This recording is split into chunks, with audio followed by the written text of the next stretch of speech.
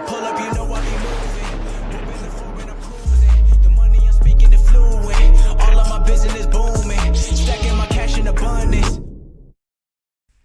Yo les postos, bienvenue dans cette nouvelle vidéo. À tête reposée, j'ai re-regardé le match en rediffusion sur RMC Sport. Et il faut avouer que voilà, Thomas Tuchel a gagné la bataille tactique envers Julian Nagelsmann. J'ai été assez déçu de Julian Nagelsmann. Je ne sais pas pourquoi il a changé ses plans de jeu. C'était pas son équipe habituelle au niveau du dispositif. Pourquoi il a changé alors qu'il était sur un bon rythme, une bonne stratégie depuis le début de la saison, notamment contre Tottenham, l'Atlético Madrid. Il a prouvé en Bundesliga que contre le Bayern de Munich et le Borussia Dortmund, il a pu faire des masterclass. Et j'ai pas compris sa composition d'équipe hier. Donc il faut avouer que la composition d'équipe de Thomas Tuchel a vraiment aidé à canaliser cette équipe du Red Bull Leipzig qui a eu beaucoup de mal dans les courses, dans la profondeur, dans les passes vers l'avant, dans la conservation du ballon.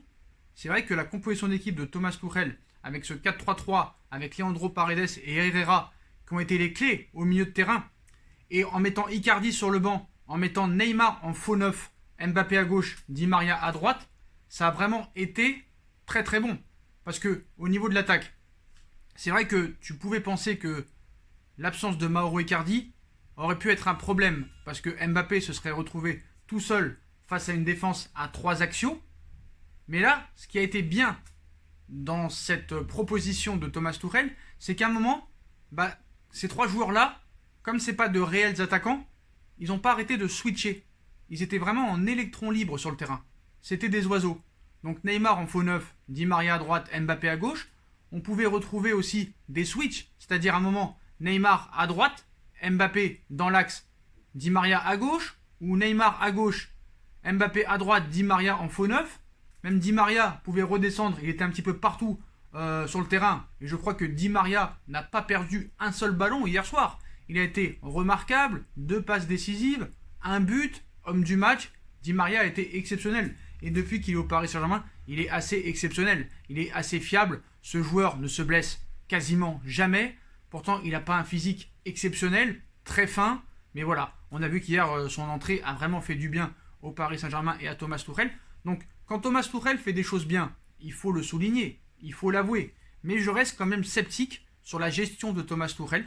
Parce que je pense quand même que même si c'est vraiment le Paris Saint-Germain qui a été vraiment plus fort hier que contre le Red Bull Leipzig, on va pas commencer à dire, comme tous les rageux des journalistes ou des haineux, oui, Leipzig c'était faible, il y avait personne en face. C'est bizarre, contre l'Atlético Madrid, ils étaient exceptionnels. Sur le papier, l'Atlético Madrid avait plus d'expérience, était plus amène à battre cette équipe, était plus favori, et pourtant, le Red Bull Leipzig a donné une leçon de football à l'Atlético Madrid de Diego Simeone.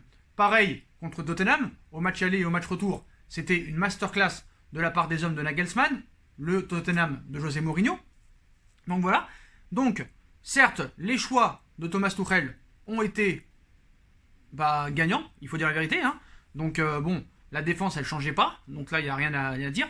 Mais ce milieu de terrain, Paredes, Herrera, Marquinhos, mais avait-il d'autres choix que de mettre ce milieu de terrain? Parce que moi, je veux bien essayer d'avouer que Thomas Tuchel a fait de bons changements. Mais Verratti blessé, même s'il est rentré, il n'était pas à 100%. Gay incertain avant la fin de la rencontre, et qui était vraiment pas bon lors de ces dernières semaines. T'avais pas grand chose à mettre au milieu de terrain. Tu es obligé de mettre un défenseur central, milieu de terrain, en la personne de Marquinhos, et à 100%, tu as que Herrera et Léo Paredes. Donc, est-ce vraiment un vrai choix de Thomas Tuchel? Regardez, on va pas se mentir. Admettons, Gay était à 100%. Verratti à 100%. Est-ce que vous pensez qu'il aurait mis Herrera et Paredes? Je pense que non. Donc, on peut quand même encore avoir des doutes sur le projet de jeu et les choix de Thomas Tuchel. Parce que je suis persuadé que si Gay et Verratti sont à 100%, je suis sûr que Herrera et Paredes ne débutent pas la rencontre. Et encore, Léo Paredes, même si le premier quart d'heure, il a eu du mal à rentrer dans le match, on a vu que Léo Paredes est indispensable dans ce genre de match-là. Voilà. Donc certes, Thomas Tuchel a fait des bons choix.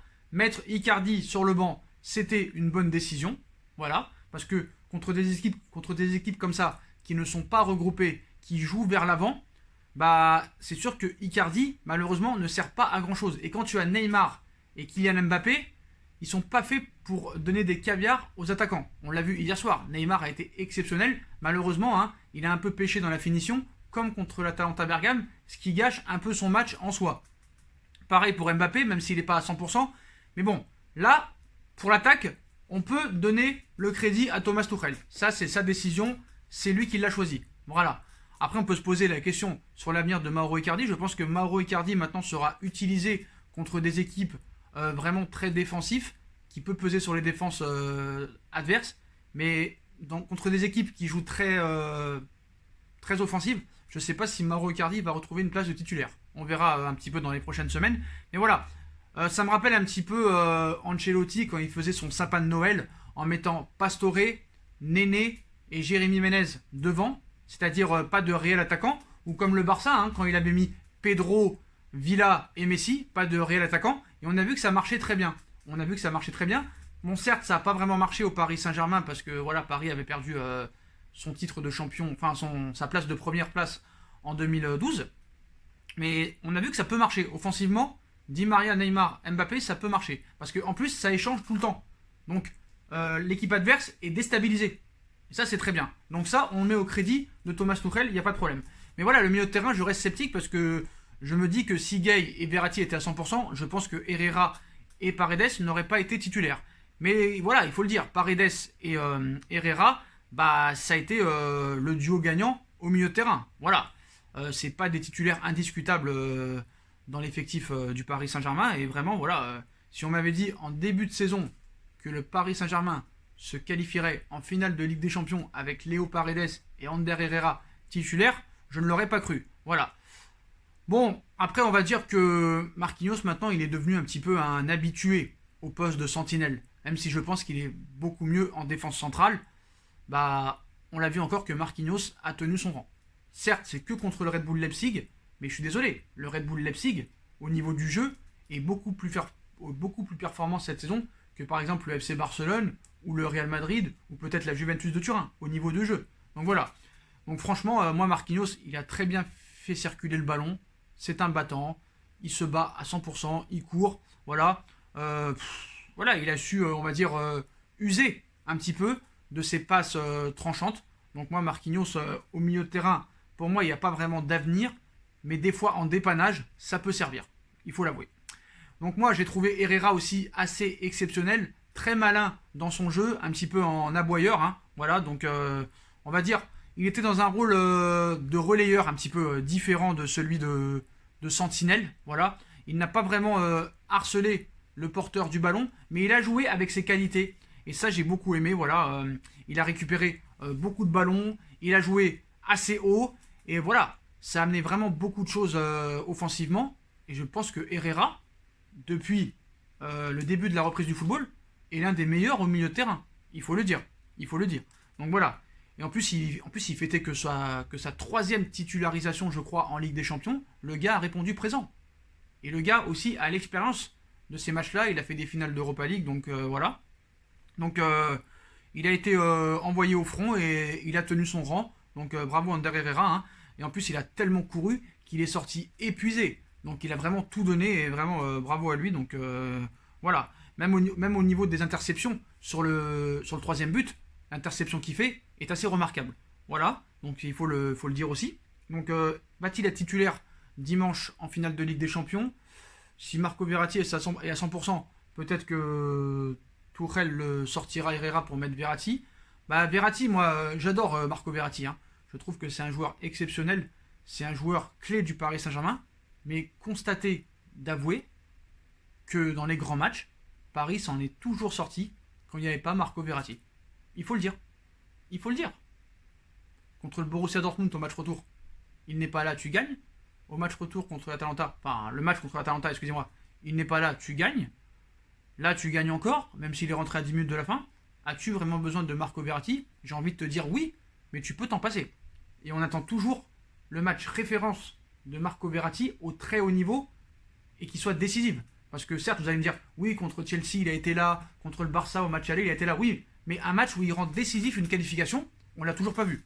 Donc voilà. Donc le milieu de terrain, je ne sais pas si c'est vraiment le duo gagnant de Thomas Tuchel. parce que je reste persuadé que s'il y avait eu Gay et Verratti, Herrera et Paredes n'auraient pas joué.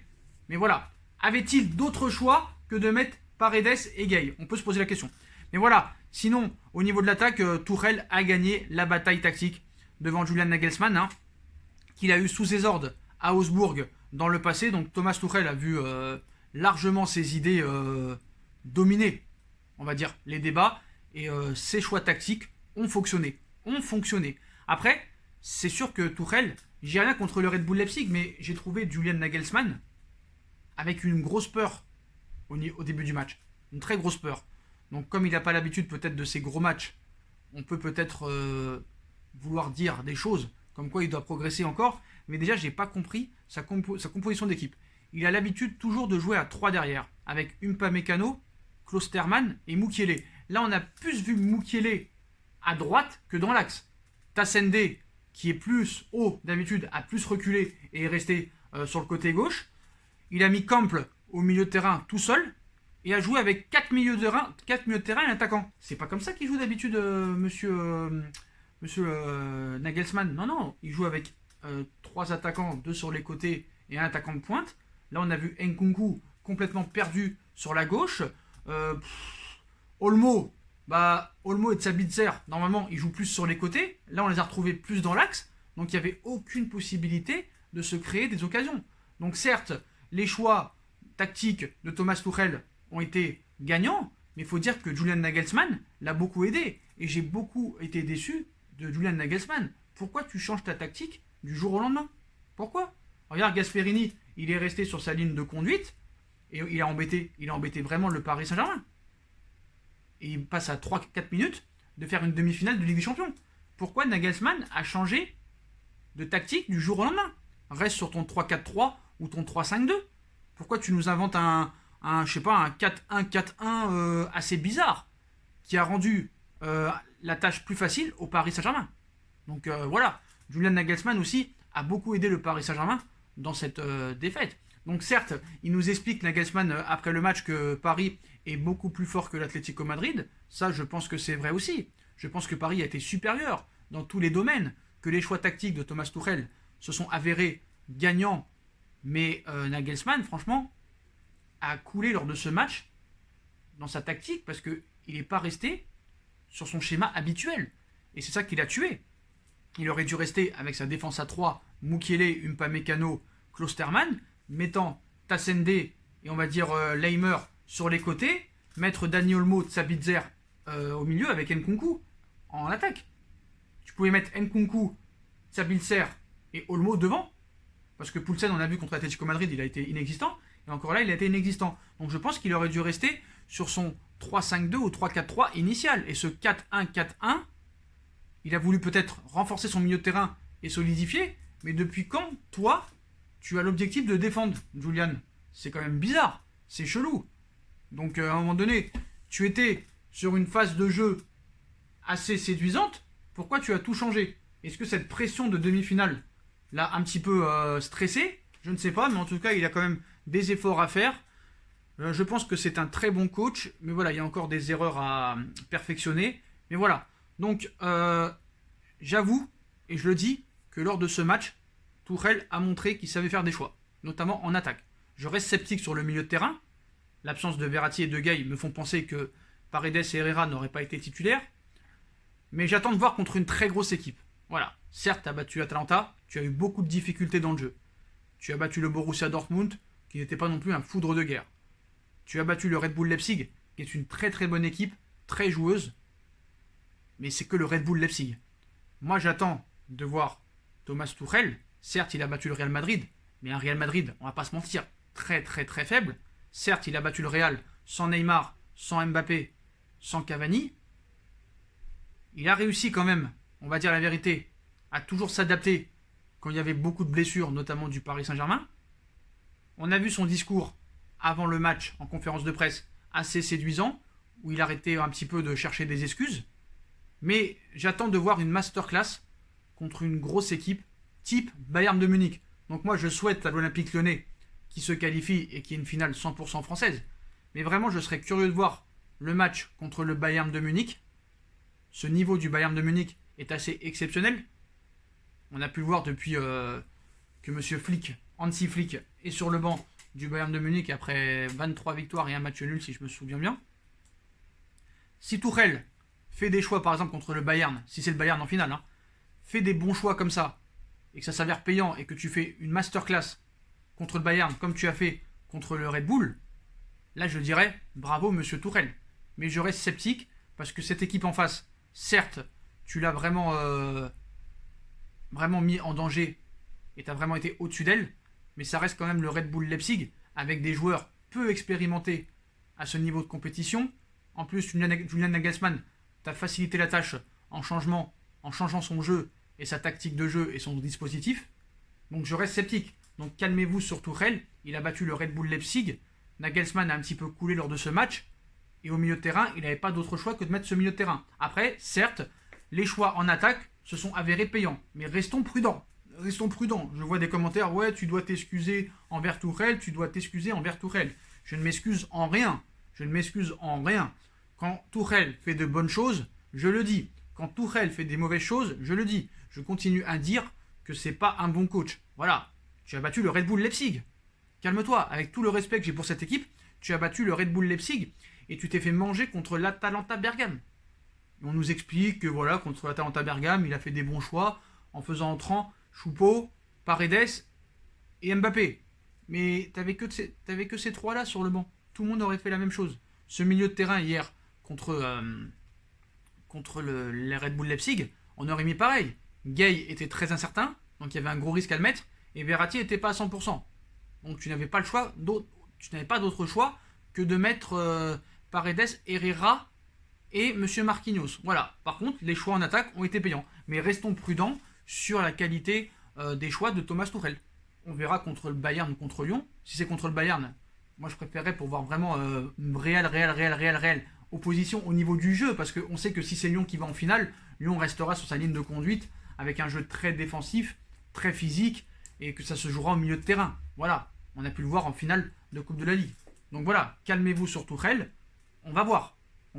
C'est sûr que si tu aurais battu le Real et le Bayern en quart et en demi, en jouant comme ça hier, j'aurais dit, bon bah là vraiment, il m'a vraiment bluffé, je m'excuse. Mais là non, voilà. Et je pense que voilà, il y a beaucoup de coachs qui ont gagné des trophées et qui après sont repartis pour un an parce qu'on leur a fait un cadeau. Comme quoi on a dit oui, tu as gagné le championnat, oui, tu as gagné la Ligue des Champions, on va te laisser un an. Et après les virer au mois d'octobre. Et après tu perds un an. C'est pas la peine de perdre un an. Donc voilà. Donc calmez-vous, c'était le Red Bull Leipzig. Certes, les choix ont été payants. Certes, c'est plus le Paris Saint-Germain qui a été bon que le Leipzig a été mauvais. Mais les choix de Nagelsmann ont été mauvais. Ce choix de changer de tactique et de moins attaquer et de plus défendre ont rendu quand même la tâche facile au Paris Saint-Germain. On va pas se le cacher. Mais voilà, on félicite quand même le Paris Saint-Germain qui a fait un très très gros match. On est tous d'accord pour le dire. Voilà les postos. Voilà pour cette petite analyse de comment Monsieur Thomas Tuchel a gagné la bataille tactique contre Julian Nagelsmann. D'ailleurs, il y a une petite embrouille, je voulais aussi préciser. C'est RMC Sport qui annonce cette information. Apparemment, il y aurait eu une embrouille entre Thomas Tuchel et un membre du staff de Nagelsmann. Voilà, en deuxième mi-temps. Après la rencontre, Thomas Tuchel s'est montré agacé et énervé par les fautes commises par les joueurs du Red Bull Leipzig. Il s'est expliqué directement avec Julian Nagelsmann et un de ses préparateurs physiques. L'affaire semblait entendue, 3-0 pour Paris, et un Leipzig à côté de ses pompes.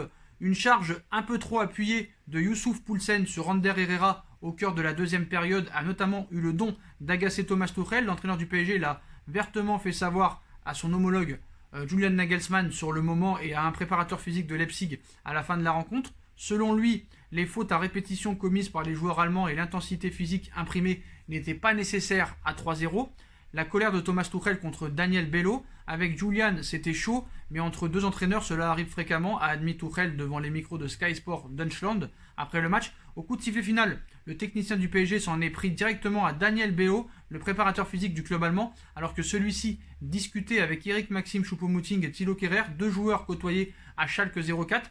Cet entraîneur responsable de la préparation physique a voulu se mêler de quelque chose qui ne le regarde absolument pas, point barre, a simplement relayé Thomas Tuchel. Il a eu peur pour ses joueurs, je comprends sa colère. Lucide, Julian Nagelsmann reconnaissait que son confrère n'avait pas totalement tort sur la dureté de ses joueurs. Nous avons commis beaucoup de fautes, nous étions souvent en retard, Thomas s'en est plaint, Il a eu peur pour ses joueurs. Au total, 34 fautes. C'est vrai que c'est un peu beaucoup. Je comprends parfaitement sa colère. Nous sommes passés à côté de notre sujet. Donc voilà, Julian Nagelsmann, hein, avoue voilà, s'être trompé, avoir été mauvais, tout ça et tout. Mais là, je critique encore Thomas Tuchel sur la gestion. Tu mènes 3 buts à 0. Il reste 15 minutes de jeu. Tu as un Kylian Mbappé qui revient de blessure. Tu as un Neymar, on le sait, fragile. Tu vois l'équipe adverse faire beaucoup de fautes. Tu as une finale dans 5 jours. Pourquoi à 3-0, tu ne sors pas Neymar, tu ne sors pas Mbappé, tu ne sors pas des joueurs importants? Pourquoi? Pourquoi? Il reste 15 minutes. Tu mènes 3-0. Tu les bouffes tactiquement. Tu les bouffes techniquement. Pourquoi tu prends le risque que Mbappé fasse une rechute, que Neymar se blesse, alors que eux font tout pour que ça arrive? C'est pour ça que je reste très très sceptique sur ce coach. Et ceux qui ne veulent pas entendre cette vérité-là, tant pis pour vous. Tant pis pour vous. Moi, vos commentaires m'importent peu, les insultes m'importent peu, donc voilà. Et ceux qui comprennent, je sais qu'il y a beaucoup de beaucoup de gens qui sont intelligents. La plupart sont très très intelligents. 90% de mes abonnés, ou 95%, même 100%, je veux dire de mes abonnés, 100% de mes abonnés sont intelligents. Ceux qui viennent insulter n'y comprennent pas grand-chose et ne regardent pas réellement les matchs. Mais voilà, on peut quand même se poser la question sur la gestion de Thomas Tuchel, surtout en fin de match. On l'avait critiqué aussi pour ça en Ligue 1 cette saison. Voilà les postos.